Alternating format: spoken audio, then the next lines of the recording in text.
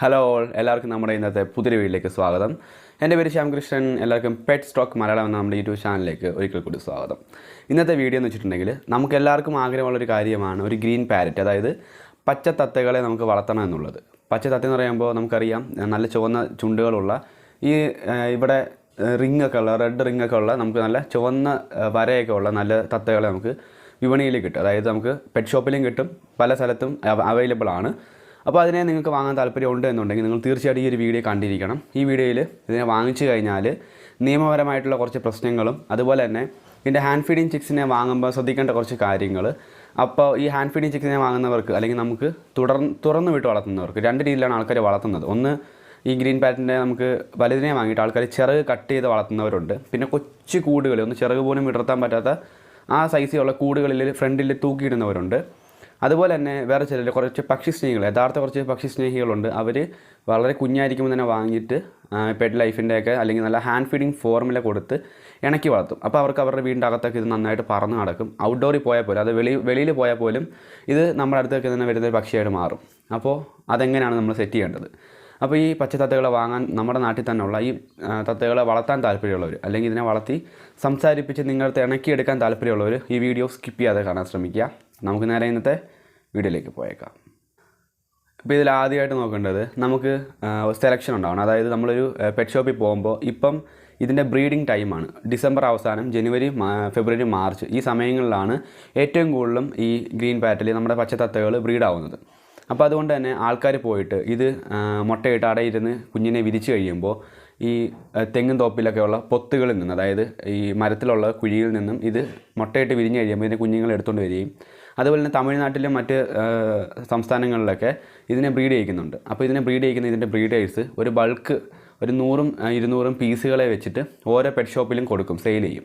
അപ്പോൾ അതിനെ നമുക്ക് വാങ്ങാനായിട്ട് പറ്റും. പക്ഷേ ഒരു പ്രശ്നമുള്ളത്, ഇങ്ങനെയുള്ള ഗ്രീൻ പാരറ്റ് നമ്മുടെ നേച്ചറിലുള്ള പക്ഷികളെ പിടിച്ച് കൂട്ടിയിട്ട് കഴിഞ്ഞാൽ 3 കൊല്ലം ശിക്ഷയും അതുപോലെ 25,000 രൂപ ഫൈനും കിട്ടുന്നു. പക്ഷേ അതെനിക്ക് തോന്നുന്നു ചിറക് കട്ട് ചെയ്ത് അല്ലെങ്കിൽ ഒരു കൂട്ടിലൊക്കെ ഇട്ട് വളർത്തുമ്പോഴാണ് ആ ഒരു പ്രശ്നം വരുന്നത്. അല്ലാതെ നമ്മൾ ഹാൻഡ് ഫീഡ് ചെയ്ത് വളരെ കുഞ്ഞിനെ വാങ്ങിച്ച് ഹാൻഡ് ഫീഡ് ചെയ്ത് നമ്മൾ ഇണക്കിയെടുത്ത് നമ്മുടെ ഇവിടെ ഓപ്പണായിട്ട് കൂട്ടിലൊന്നും ഇടാതെ ചിറകൊന്നും കട്ട് ചെയ്യാതെ നമ്മളോട് ഓപ്പണായിട്ട് വളർത്തുകയാണെങ്കിൽ വലിയ പ്രശ്നം വരാൻ ചാൻസ് കുറവാണ്. ഇത് പറയാനായിട്ട് കാരണം പല ചാനലും പറയുന്നത് ഇങ്ങനെ ഹാൻഡ് ഫീഡ് എടുത്താലും കേസ് വരുമെന്നാണ്. പക്ഷേ എനിക്ക് തോന്നുന്നത് നമ്മൾ യൂട്യൂബിലും ഒക്കെ ഏഷ്യാനെറ്റ് ന്യൂസ് അല്ലെങ്കിൽ പല ന്യൂസുകളിലും ഇടയ്ക്ക് അവർ ഇടവേള വാർത്തകളിൽ കുറച്ച് ഫണ്ണി ആയിട്ടുള്ള കാര്യങ്ങൾ പറയാറുണ്ട്. ആ കൂട്ടി നമുക്ക് നോക്കാം, മലപ്പുറത്ത് സംസാരിക്കുന്ന തത്തയുണ്ട്, അല്ലെങ്കിൽ ഇവിടെ ഒരു സംസാരിക്കുന്ന തത്തയുണ്ട്, കൗതുകം എന്നൊക്കെ പറഞ്ഞാൽ അവർ വാർത്തകൾ ന്യൂസ് ചെയ്യും. അപ്പോൾ ആ ന്യൂസിലൊക്കെ നമുക്ക് നോക്കിയാൽ അറിയാം, എന്തെങ്കിലുമൊക്കെ പ്രശ്നമുണ്ടെങ്കിൽ, ലീഗലായിട്ട് എന്തെങ്കിലുമൊക്കെ പ്രശ്നമുണ്ടെങ്കിൽ ഒരിക്കലും അങ്ങനെ ന്യൂസ് കൊടുക്കാൻ ചാൻസ് കുറവാണ്. അങ്ങനെയൊക്കെ ഉള്ള തത്തകളുടെ ചെറുത് കട്ടിയിട്ട് വളർത്തുന്നവരല്ല, കൂട്ടിയിട്ട് വളർത്തുന്നവരല്ല, അവർ തുറന്നു വിട്ടാണ് വളർത്തുന്നത്. അതുകൊണ്ട് തന്നെ എനിക്ക് തോന്നുന്നു കേസ് വരാൻ ചാൻസ് കുറവാണ്. ഇത് നിങ്ങൾക്കൊരു കൺഫർമേഷൻ വേണമെന്നുണ്ടെങ്കിൽ ഒരു ഫോറസ്റ്റ് ഓഫീസറെ വിളിച്ച് ചോദിക്കാനായിട്ട് പറയാം, ഇതുപോലെ എനിക്കൊരു തത്തയെ കിട്ടി, അല്ലെങ്കിൽ നിങ്ങൾക്ക് ഒരു പൊതു സ്ഥലത്ത് നിന്നൊരു തത്തക്കുഞ്ഞിനെ കിട്ടി, അപ്പോൾ അതിനെ ചിറകൊന്നും കട്ട് ചെയ്യാതെ കൂട്ടിലൊന്നും ഇടാതെ സ്വതന്ത്രമായ രീതിയിൽ വളർത്താൻ പറ്റുമോ എന്ന് കൺഫർമേഷൻ ചെയ്യുക. എന്നിട്ട് വാങ്ങി വളർത്താൻ ശ്രമിക്കുക. അപ്പോൾ നോക്കുകയാണെങ്കിൽ നമുക്ക് ഹാൻഡ് ഫീഡിങ് കുഞ്ഞുങ്ങളെ തന്നെ വാങ്ങാൻ ശ്രമിക്കുക. കാരണം നമ്മൾ ഈ വലിയ തത്തകളെ വാങ്ങിയിട്ട് ചിറക് കട്ട് ചെയ്ത് അല്ലെങ്കിൽ ഒരു കൊച്ചു കൂട്ടിലേക്ക് ഇടുമ്പോൾ യാതൊരു ബെനിഫിറ്റും ഇല്ല. സംസാരിക്കാനുള്ള കഴിവ് അവിടെ കുറയും, അതുപോലെ തന്നെ അത് ബ്രീഡാവാനുള്ള ചാൻസും ഒക്കെ വളരെ കുറയും. അപ്പം നമുക്ക് ഇണക്കിയെടുക്കണം എന്നുള്ളൊരു സിംഗിൾ പീസിനെ വാങ്ങുന്നത് മെയിൽ ബേർഡിനെ തന്നെ വാങ്ങാൻ ശ്രമിക്കുക. കാരണം മെയിൽ ബേർഡ്സിനാണ് കുറച്ചും കൂടി കളറും, ഈ കഴുത്തിൻ്റെ അവിടെയൊക്കെ ചുവന്ന റിങ് വരണമെങ്കിൽ അത് മെയിൽ ബേർഡിന് മാത്രമേ വരത്തുള്ളൂ. അതുപോലെ നന്നായിട്ട് കൂടുതൽ സംസാരിക്കുന്നത്, നല്ല നീളത്തിൽ കരയുന്നതൊക്കെ മെയിൽ ബേർഡ്സ് ആയിരിക്കും, ആൺകിളികളായിരിക്കും. അപ്പോൾ അങ്ങനെയുള്ളതിനെ നോക്കി വാങ്ങാൻ ശ്രമിക്കുക. അതുപോലെ തന്നെ ഈ പച്ചത്തത്തകളെ വാങ്ങുമ്പോൾ ഏറ്റവും കൂടുതൽ ശ്രദ്ധിക്കേണ്ട കാര്യം, ഒരു 2 ആഴ്ചയായ ഹാൻഡ് ഫീഡിങ് കുഞ്ഞിനെ തന്നെ വാങ്ങാൻ ശ്രമിക്കുക. അപ്പോൾ അത്യാവശ്യം അവിടെ ഇവിടെയൊക്കെ തൂവലുകളൊക്കെ വന്നിട്ടുണ്ടാവും. അതുപോലെ ചുണ്ടൊക്കെ നല്ല ചുവന്ന നല്ല ക്വാളിറ്റിയുള്ള കുഞ്ഞിനെ വാങ്ങുക. ഫുഡ് ബാഗൊക്കെ നന്നായിട്ട് നിറഞ്ഞിരിക്കുന്ന നല്ല ക്വാളിറ്റിയുള്ള കുഞ്ഞുങ്ങളെ നോക്കി വാങ്ങാൻ ശ്രമിക്കുക. വാങ്ങിയിട്ട് പെറ്റ് ലൈഫിൻ്റെ ഡെയിലി നേച്ചറിൻ്റെയൊക്കെ നല്ല ഹാൻഡ് ഫീഡിങ് ഫോർമുല തന്നെ കൊടുക്കുക. അല്ലാതെ ഇത്രയും പൈസ കൊടുത്ത് ഒരു 1500-നകത്ത് നമുക്ക് ഈ കുഞ്ഞുങ്ങളെ കിട്ടും. അപ്പോൾ ഇതിനെ കൊണ്ടുവന്നിട്ട് ഈ സെർലാക്കും അമൃതം പൊടിയും കടലമാവും ഒക്കെ ഒന്നും കുഴച്ച് കൊടുക്കാതെ നല്ല പെറ്റ് ലൈഫിൻ്റെയും ഡെയിലി നേച്ചറിൻ്റെയൊക്കെ ഹാൻഡ് ഫീഡിങ് ഫോർമുല തന്നെ കൊടുക്കാൻ ശ്രമിക്കുക. അപ്പം നല്ല ക്വാളിറ്റി ഉണ്ടാവും. നമ്മൾ എടുക്കുന്നതിനേക്കാളും ക്വാളിറ്റി കൂടി വരും നമ്മുടെ ഈ ഇരിക്കുമ്പോൾ. അതുപോലെ തന്നെ സംസാരിക്കാനുള്ള കഴിവ് കൂടും. സംസാരിക്കാനായിട്ട് പ്രത്യേകിച്ച് വയമ്പോ അല്ലെങ്കിൽ കാന്തരി മുളകോ ഒന്നും കൊടുക്കേണ്ട കാര്യമില്ല. ഇത് അനുകരിക്കുകയാണ്. നമ്മളായിട്ടൊരു അനുകരണ ശേഷി കൂടുതലാണ് നമ്മുടെ പച്ചത്തത്തകൾക്ക്. അപ്പോൾ നമ്മൾ വളരെ കുഞ്ഞായിപ്പോൾ തന്നെ ഹാൻഡ് ഫീഡ് ചെയ്യുമ്പോൾ തന്നെ നമ്മളിങ്ങനെ സംസാരിച്ച് ഹാൻഡ് ഫീഡ് ചെയ്യുന്ന സമയത്ത് അത് നമുക്ക് റിപ്ലൈ തന്നുകൊണ്ടേയിരിക്കും. അങ്ങനെ വളർന്ന് ഒരു അഡൾട്ട് ഒരു 7 to 8 മാസം ആകുമ്പോഴത്തേക്കും ഇത് നന്നായിട്ട് സംസാരിക്കാൻ തുടങ്ങും. 100% ഗ്യാരണ്ടിയാണ്.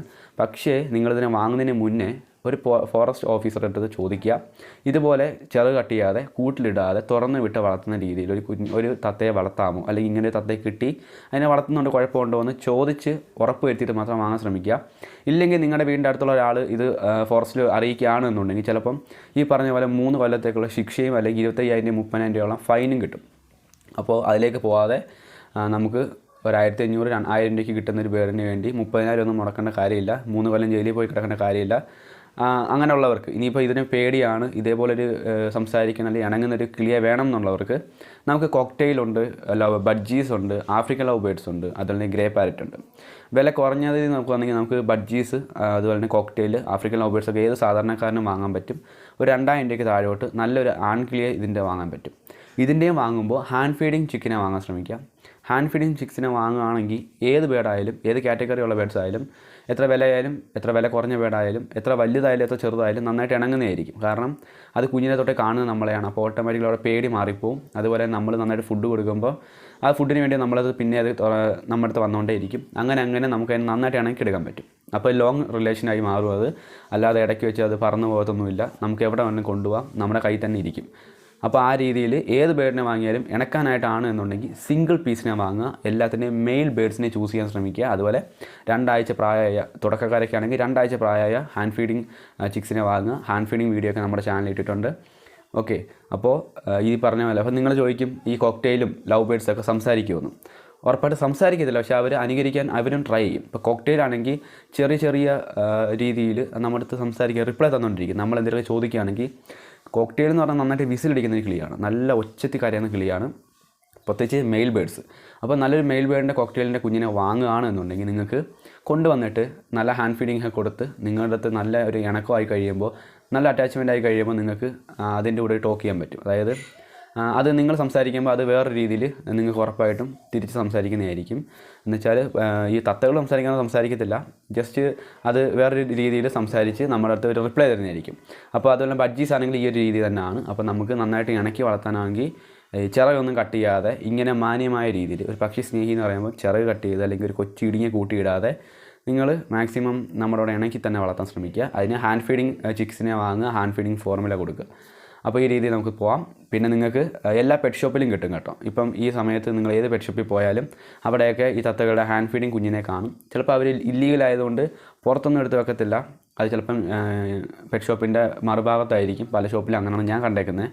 അപ്പോൾ അവിടെ പോയിട്ട് വാങ്ങുന്നതിന് മുന്നേ ഫോറസ്റ്റ് ഓഫീസറുടെ അടുത്ത് ചോദിക്കുക, ഇതുപോലെ ഇണക്കി വളർത്താനാണ് സാർ, അല്ലാതെ നമുക്ക് അതിനെ ദ്രോഹിക്കാനൊന്നുമല്ല, ഇണക്കി വളർത്താനാണ്, തുറന്നു വിട്ട് വളർത്താനാണ്, നമ്മുടെ കൂടെ തന്നെ ചിറകൊന്നും കട്ട് ചെയ്യുന്നില്ല, അതിന് പറക്കുന്നതിനൊന്നും ഒരു ബുദ്ധിമുട്ടുണ്ടാക്കത്തില്ല, വളർത്താൻ താല്പര്യമുണ്ട് സമ്മതിക്കുമെന്ന് ചോദിച്ചിട്ട് അവരുടെ അനുവാദം കൂടി വാങ്ങിയിട്ട് മാത്രം ഇതിലേക്ക് പോകാൻ ശ്രമിക്കുക. ഓക്കെ, അതുപോലെ തന്നെ നിങ്ങളുടെ അടുത്തൊക്കെ ഇതുപോലെ ആരെങ്കിലും വളർത്തുന്നുണ്ടെങ്കിൽ, കൊച്ചു കൂട്ടിലൊക്കെ വളർത്തുന്നുണ്ടെങ്കിൽ അവരൊറ്റണമെന്ന് ഞാൻ പറയത്തില്ല, പക്ഷേ അവരടുത്ത് പറഞ്ഞ് മനസ്സിലാക്കി കൊടുക്കുക. അത്യാവശ്യം വലിയൊരു കൂട്ടിലെങ്കിലും ഒന്ന് ചിറക് വിടർത്താൻ. ഒരു തത്തയ്ക്ക് ഇത്രയും, അതായത് ഹെഡ് ഒരു തല മുതൽ വാല് വരെയുള്ള നീളം, അതിൻ്റെ ഒരു ചിറകിൻ്റെ അത്രയും നീളം വരുന്നുണ്ട്. ഇത്രയും നീളം അത് നിവർത്താൻ പറ്റുന്നുണ്ട്. പക്ഷേ ഒരു ഇത്രയുള്ള ഇടുങ്ങിയ കൂട്ടിൽ അതിന് ചിറക് പലപ്പോഴും ഞാൻ കണ്ടിട്ടുണ്ട്, ചിറക് പോലും വിടർത്താൻ പറ്റാത്ത രീതിയിലാണ് ആൾക്കാർ ഇടുന്നത്. അത് ശരിയാണ്, നമ്മളെല്ലാത്തിനെയും വളർത്തുന്നത് നമ്മുടെ ഇഷ്ടത്തിനും നമ്മുടെ സന്തോഷത്തിനും വേണ്ടിയിട്ടാണ്, നമുക്ക് കാണാൻ വേണ്ടിയിട്ടാണ്, ആൾക്കാരെ കാണിക്കാനാണ്. പക്ഷേ അതിൻ്റെ ഒരു സൗകര്യം കൂടി നമ്മൾ നോക്കണം. അത്യാവശ്യം ഒന്ന് ചിറക് വിടർത്താനുള്ള കേജെങ്കിലും നിങ്ങൾ ദയവ് സെറ്റ് ചെയ്ത് കൊടുക്കുക. അതുപോലെ തന്നെ നിങ്ങളുടെ സാധനം ഉണ്ടെന്നുണ്ടെങ്കിൽ ഫോറസ്റ്റ് ഓഫീസറെ ജസ്റ്റ് ഒന്ന് അറിയിക്കുക. അല്ലാത്ത പക്ഷം നിങ്ങളുടെ മിത്രങ്ങൾ അല്ലെങ്കിൽ നിങ്ങളുടെ വീട്ടിൽ വന്നിട്ടുള്ളവർ പിന്നീട് ശത്രുവായി മാറുകയാണെന്നുണ്ടെങ്കിൽ അവർ ജസ്റ്റ് ഒന്ന് ഇൻഫോം ചെയ്ത് കഴിഞ്ഞാൽ ഉറപ്പായിട്ടും ഫൈൻ കിട്ടുന്നതായിരിക്കും. ഓക്കെ, അപ്പോൾ ഇന്നത്തെ വീഡിയോ ഒരു ഇൻഫർമേഷൻ വീഡിയോ ആയിരുന്നു. അതുപോലെ തന്നെ ഈ ഗ്രീൻ പാരറ്റ് അല്ലെങ്കിൽ നമ്മുടെ പച്ചത്തത്തകളെ വളർത്താൻ താല്പര്യമുള്ളവർക്ക് എന്ത് സംശയം ഉണ്ടെങ്കിലും താഴെ കമൻറ്റ് ചെയ്യാം. എവിടെ കിട്ടുമെന്ന് ചോദിക്കരുത്, മിക്ക പെറ്റ് ഷോപ്പിലും കിട്ടും, അത്രേ പറയാൻ പറ്റത്തുള്ളൂ. എല്ലാ പെറ്റ് ഷോപ്പിലും ഇത് ഒട്ടുമിക്ക ഒരു 10 പെറ്റ് ഷോപ്പിൽ കയറിയാൽ അത് 2 അടുത്തെങ്കിലും കുറഞ്ഞത് ഉണ്ടാവും. കാരണം ഇത് ബ്രീഡിങ് സീസണാണ്.